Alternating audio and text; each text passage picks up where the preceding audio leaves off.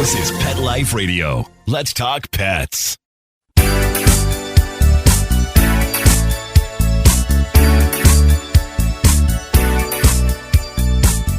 Hello, you're listening to Animal Party on Pet Life Radio. And you might hear the odd meow in the background because I have Xena the black cat sitting on my pile of papers that she thinks I'm going to need, which I don't. Haha. And another cat, Ming Ming, just jumped up, not to be outdone, hoping to hit the keyboard and distract me, because they always know how to bother you, how to get your attention exactly the way that will work best, because they're so smart. But we're going to have a show today on Animal Party Pet Life Radio about a little bit of dogs, but almost all cats. Meow. Because we've got Dusty Rainbolt. Welcome to the show, Dusty. Well, thank you for having me. Dusty, for everybody out there, if you haven't heard her before, you can scroll back to previous shows we've done together. She's author of many cat books, including Kittens for Dummies and Ghost Cats, and she's really good at helping you solve your litter box problems. But we're not going there today. Well, maybe a little. We're going to talk about other things, Dusty. What do you think are some of the myths last year that were circulating in 2024 that we just... those cat myths that, for years, people have thought weird things about cats, and they're so convinced cats can't be trained. Cats are aloof. Cats don't like people. Different myths. What would your pick be for cat myths that you'd like to dispel here and now on Animal Party? Well, yes, cats don't like human. They're not social. All of that. Cats are individuals just like humans are. There are some people that don't like people. So it all has to do with experiences and socialization and whether people have taken time with them. And as a matter of fact, my social boy, who is also a big naughty boy because he doesn't like other cats, is Jeppy. He just came and sat down beside me. So he's an excellent example. He is not social with other cats, but he is social with people. Well, and there's dogs like that, lots of dogs like that, who only like people or are just kind of take it or leave it with other dogs, but live for people attention. There's dogs like that, and there's dogs that are the opposite. Can't wait to get to the dog park. Drag you there if you let them. Don't care if you're on the end of the leash or not. You fall down, they keep going. There's some dogs like that too, the party dogs. So just like people, right? They're as diverse as we are. But one time, I was trying to, what do you say to someone who has a cat that they think is just basically furniture, doesn't respond, isn't interested, they can't get it to do anything? In my experience, I walk into a household like that and the cat has given up on those people, but it immediately tries to interact with me. So it's pretty easy to undo, I find. What do you think about that? Is it that the cat is really that antisocial and that much of a loner that it wants to do nothing, be unstimulated, be non-interactive? Is that really the case? Well, okay, I think you could have two things going on there. I have adopted feral cats, and because they were born in a wild setting and, from the moment they were born, they were taught survival is important and people hurt you and everything. And it took years to unlearn that, but they eventually became lap cats and they would sit beside you and hang out with you. So, with patience, that changes. But I think you're right. I think that a lot of these, they have been nothing but furniture. And to give you an example of how that can be changed, not that we've treated our cats like furniture, but because I work at home, I'm around the cats all the time, and I would feed them, and I would play with them. And so they couldn't care less about your partner there? Oh, it was so sad. One day, my husband, they don't pay any attention to me, and the pain in his voice, because, he has saved all these cats. These are... Right. Anyway, I vowed that was going to end right then. So the next day, if they came and sat down beside me, I would pet them. They were soliciting, and I was, I responded, but I didn't feed them. I didn't give them treats. I didn't play with them. And then the moment he got home, Right. he'd get the bird out. And oh my gosh, they would literally line up. There were 10 cats, and they would line up side by side, and he'd sit there and play Waiting with for them. him. And each one would get their little moment to kill the bird. Right. The pretend bird. Yeah. Okay. The toy. The bird. Okay. Just so people listening don't think you're actually. Oh yeah. No, we weren't doing that.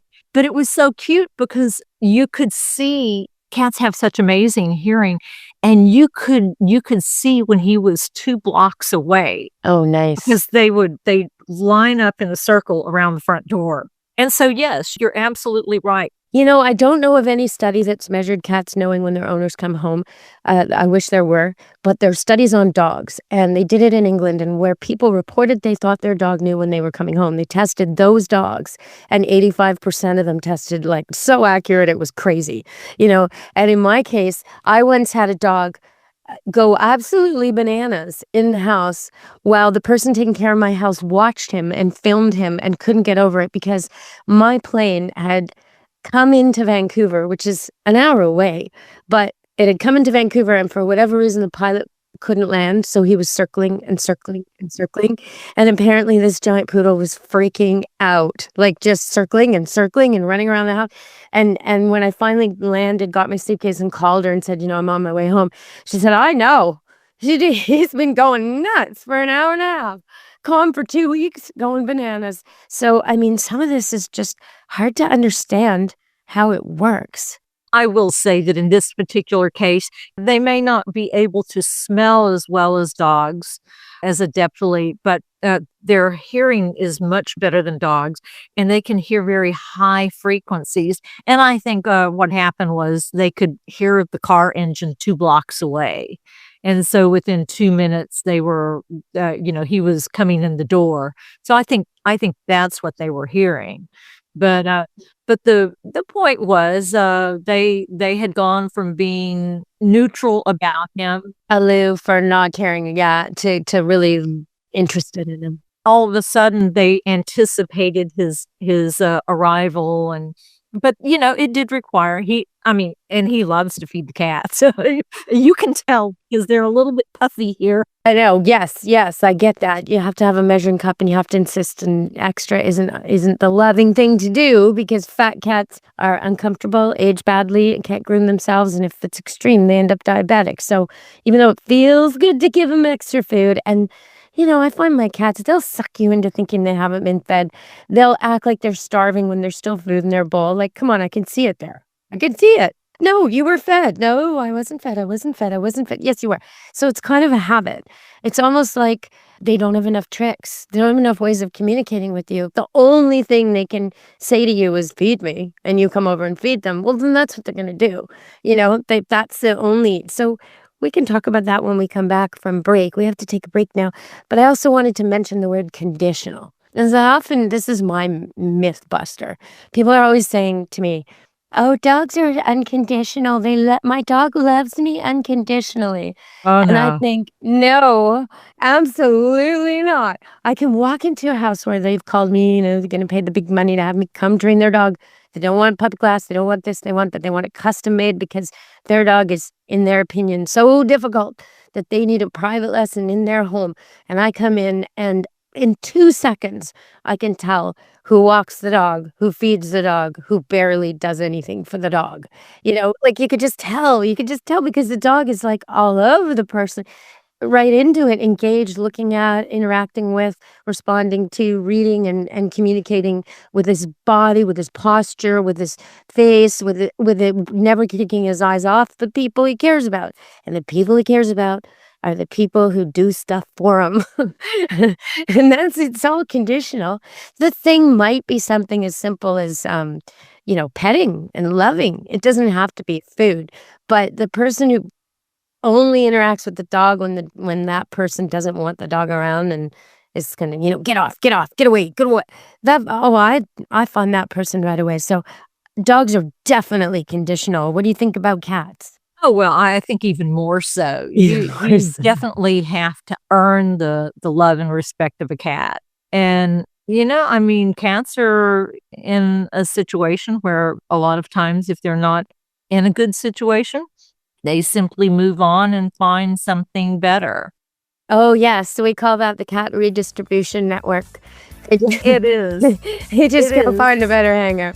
Yeah, and even an indoor cat can find its way out if it really wants to. You know what I mean? Like they just figure it out. The door's open, whoop, out they go, and the kid's walking through or whatever. Yeah. Okay, we have to go to break. We're gonna come back and talk more about cats and dogs on Animal Party Pet Life Radio with me, Deb Wolfe, and my guest, Dusty Rainbolt. Stay tuned.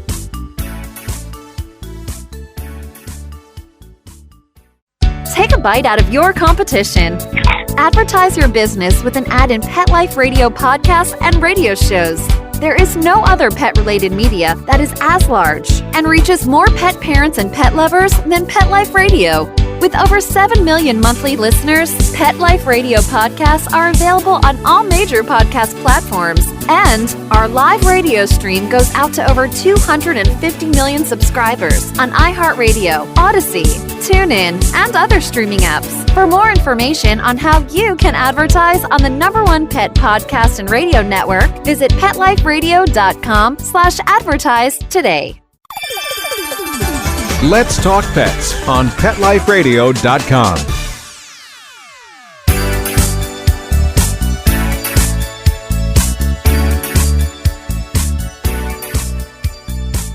Hello, we're talking with Dusty Rainbolt, and it's me, Deb Wolfe.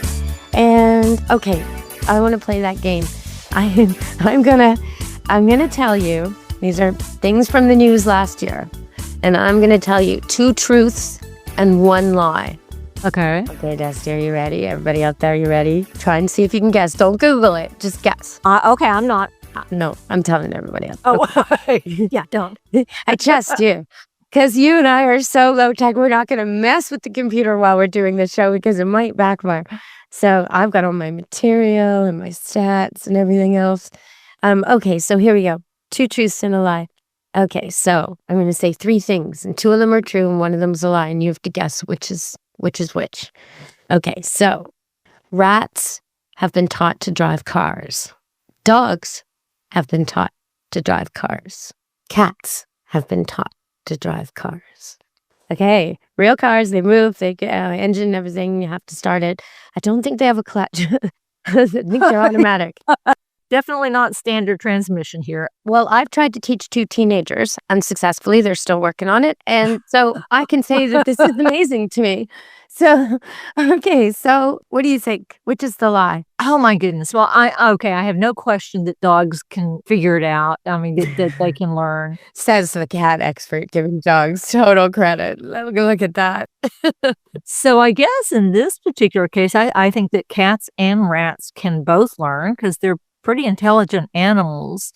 But the question to me is, which one would researchers waste their money on? It's not their money. It's somebody else's money. Waste the taxpayers' money on. And I'm going to say they taught rats. So the lie is cats? I think so. Oh, you guessed right. Oh, darn.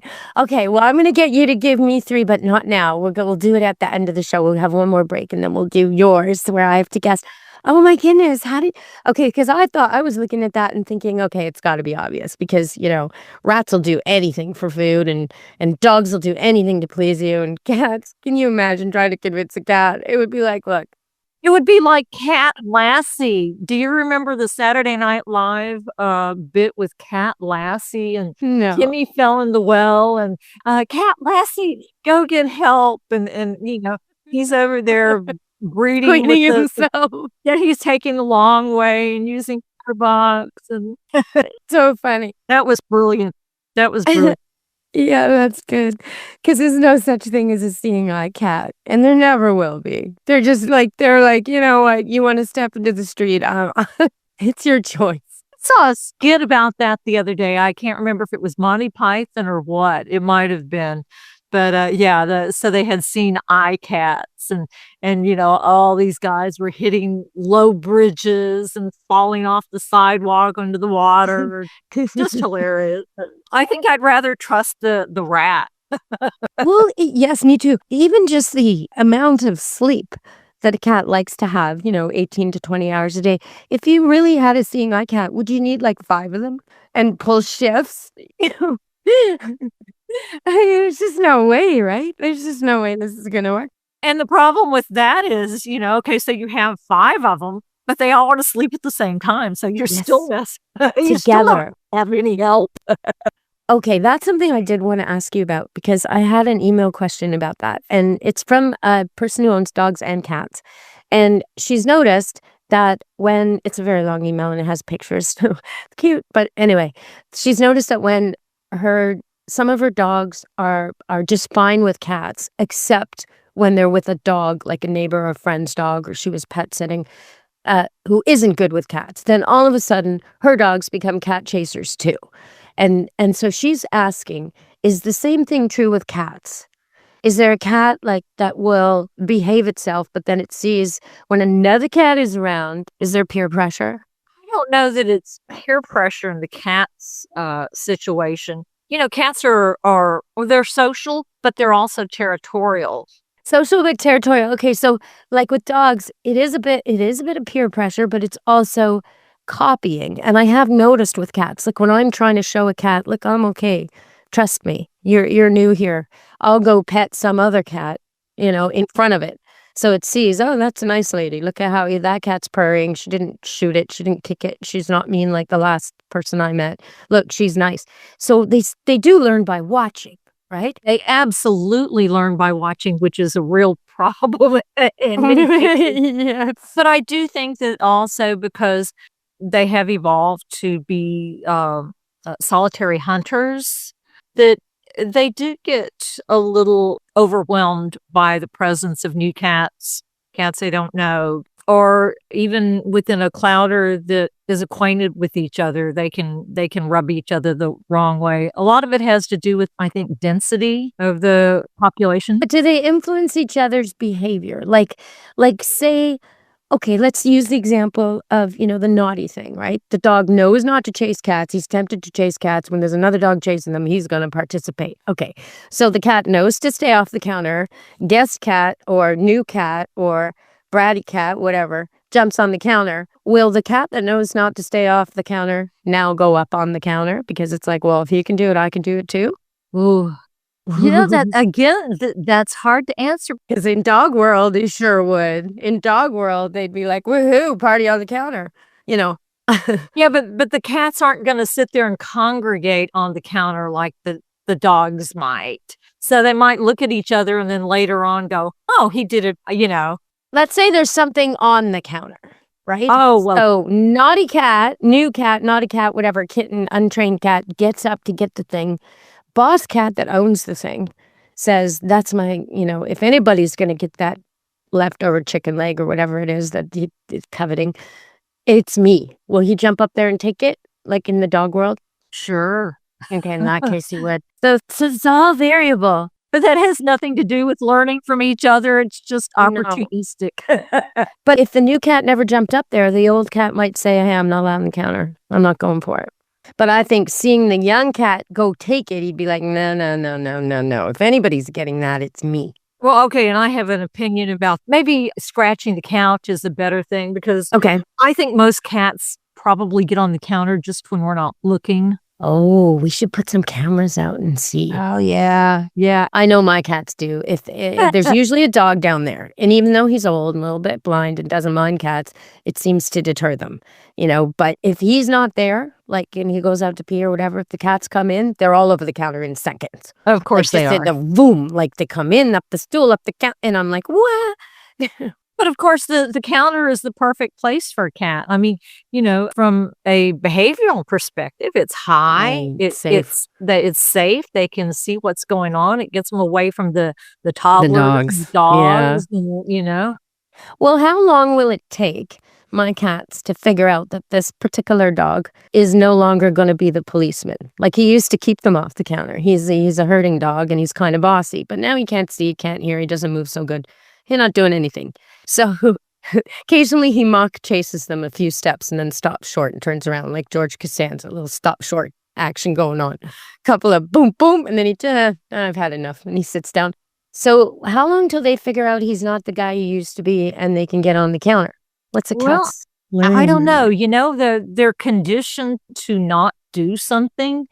And I think after a while they just stop. We have a cat fence, and it's kind of funny because we'll go through these periods, and new cat figures out they can finds a place, and then they all start trying to get out of the cat fence. Well, then we finally block all the places, and they stay in for years and years and years, and eventually they just stop trying. It's like, okay, I'm conditioned to stay in. I don't look for it anymore. So, it could be not that he's not a threat, but, it's just they're conditioned. That's the way it's always been. We don't go on the counter when dogs are We around. don't go on the counter when the dog's around. Yeah. Interesting. Okay, we're going to go to break and come back, and we're going to find out what Dusty's lies and truths are. See if I can figure it out. Stay tuned on Animal Party Pet Life Radio. Molly, here's your dinner. Zeus, that's not your food.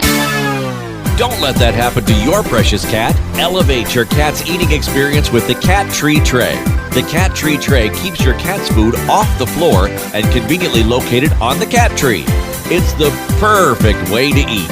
It's a beautiful wrought iron tray that easily attaches to your cat tree and keeps dogs and other critters out of your cat's dish. A must for multi-pet households. There's a 6-inch tray for large bowls and a 4-inch tray for smaller bowls.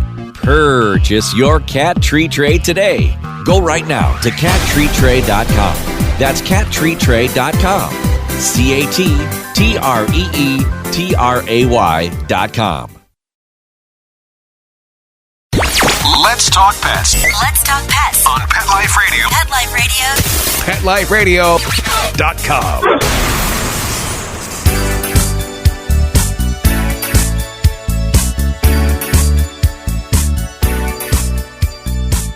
Hello, we're back on Animal Party Pet Life Radio. I always like to just interject a few little trivial facts as we go. And one thing I know that I think is kind of interesting is Thailand used to be called Siam, and so that's where Siamese cats are from. And the Thai word for a Siamese cat, which I think is so beautiful, is moon diamond. Oh, so nice. Okay, so Dusty, my moon diamond guest, Dusty, are you gonna lie to me? Oh, I lied to you. I'm gonna lie. Okay. Would she lie to me, honey? Mine has more to do with cats and the physical cat. So, okay, here they are. Mm-hmm. Cats are obligate carnivores. Cats can't taste sweet foods. Oh, that's and true. Cats can drink seawater to stay hydrated. That's true as well. The first one's wrong because they're omnivores, but they're mostly carnivores. Okay. No? Cats are obligate carnivores. They must eat meat in order to survive. Oh, that's what that means. I thought it meant only eating meat. Okay. They have to eat some meat. Yeah, Okay, and they genetically lack the taste receptors to be able to detect sweetness, right. which is a good thing. But I know it's on the internet everywhere that cats can drink seawater, and they can actually tolerate slightly higher levels of salt than humans. It's like briny, but not true. Yeah. and Yeah, not exclusive. So maybe if they drink it once, it's not going to kill them. But just like us, they reach a point where it's going to kill them. It's going to damage their kidneys or something. Yeah, that would be a good recommendation. I read that and I thought, I just don't think that sounds right. And I looked up this study, and it's like, nope. Okay. Well, I wonder if people at home got it. I wonder. So we're going to have to wrap up the show. Oh, I okay. know. I know. Having It's a good sad. time. One more thing I want to tell people, though, that was in the news. I was trying to find news about Finland and other countries in that area of the world. And one thing I found that I thought was just beautiful is there's this place called Norddog, And it's a Norwegian animal rescue group. And what they're doing is they're going into the worst of the war zones where the Russian-Ukrainian conflict is and taking the pets out of there and rescuing them and taking them to Norway. So I just wanted to salute Nordog. Sometimes you just come across these good people doing good things wherever. And animals shouldn't be involved in our conflicts. So that's a wonderful thing to do. Especially, and the people who own them must be so grateful that that's happening. Absolutely. So, Dusty, have you got one thing to leave people with before we end the show today? Well, I think that one of the things that I always say is that just pay attention to your cat. Sneak little treats. And when I say that, I'm not talking about giving them a handful. I'm talking about a lick of baby food or a single treat. And if you pay attention and you talk to them and you make them a part of your life, you're going to be surprised that they're going to reciprocate. Yeah. What about butter? Can you take a little bit of butter on your finger and do that as a treat? Oh, Or coconut oil? This is what my cats want. This one, Xena. She will do anything to get into that butter dish. And if you open up coconut oil, you leave the jar off, she'll find it. She's terrible. So, and they kind of tell you what they want. Owning a cat reduces the risk of stroke and heart attack by 1/3 for humans. So, when you say, oh, my cat doesn't do anything except twirl around my feet and look for affection at its food dish. Okay, what have you taught it? Teach it its name. Teach it to sit. Teach it to shake paws. Just like you would a dog, basically, except don't spend so much time on it because they're way quicker. Okay, while you're saying that, let me just interject something that it was one of the options I had for the truth and the lie. Okay. Let's do this one real quick. So cats only purr when they're happy. True or false? Are there 3? Are you giving me 3? No, I'm just giving you one. True or false? No, Cats false. purr when they're false. They purr when they're injured, and they purr when they're giving birth, and they purr when they catch something. They purr when they're dying, and they purr when they're happy. Yes, absolutely.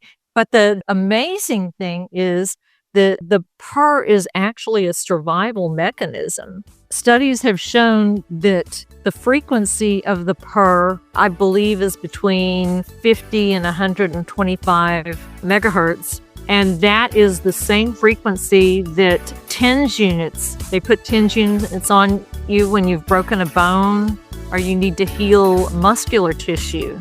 And so it is actually a healing mechanism. And it does the same thing for people. So, if you hurt yourself, take one cat and call me in the morning. Perfect way to end the show. Okay, everybody. You've been listening to Animal Party on Pet Life Radio with me, Deb Wolfe, and our guest, Dusty Rainbolt.